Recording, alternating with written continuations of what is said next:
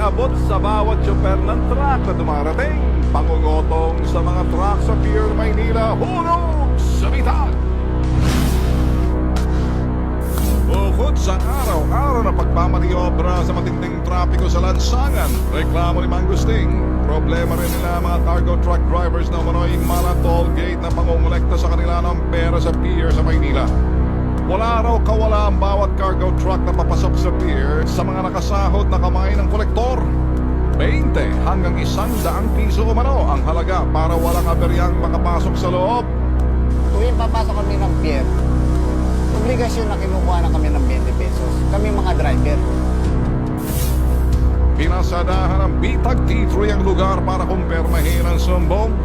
Sa kanto ng Robert Oca Senior Road at AC Delgado Street, hulog sa bitag ang isang lalaki na sinasabing malahuman toll gate.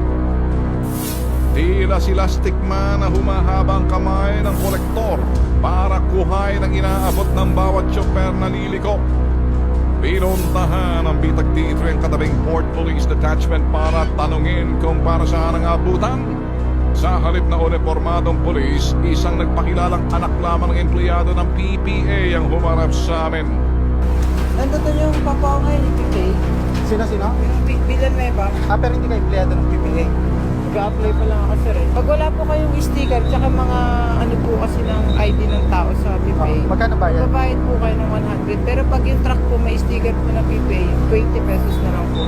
Kung gusto niyo po, May resibo yan? hindi na rin po ini-issuehan. Mapupunta yung pera sa mga inspector sa loob. Ah, Sa okay. traffic, doon po yun ang pupunta sa Sa din sa aming kamera ang paglabas sa istasyon ng mamang ito na kanina lamang ay busy sa pangungulekta ng pera sa mga nagdaraang truck.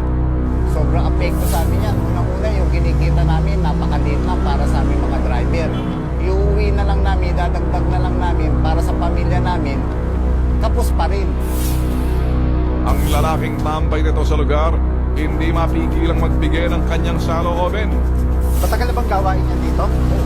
Pag wala kang dikit 100, yung kitpas mo, mas nakapungan pa ilalim yun, yung manguna, yung may 100. Kayo dyan sa Philippine Ports Authority, makinig kayo. Hulog na sa bitag ang mala Santa Claus ninyong panghihingi ng aginaldo sa mga driver. Itigil nyo na ang inyong kalokohan para nang sa gayon, masayang inyong mga Pasko. Bago kayo masaya sa inyong Pasko, special mention, first honorable mention, Philippine Ports Authority, mga pulis ninyo dyan, nagbabantay para naman hindi na kayo mabubulan, hindi na kayo masermonan. Ayusin nyo na. Maraming sahod mga tol eh. Dahil mo sinabi ng bata, sabi niya mag-a-apply pa lang. Mag-a-apply pa lang para maging kutongero din. Maulang galang lang po. Umayos na lang kayo. Nakaabot na, warning na to sa inyo para naman masaya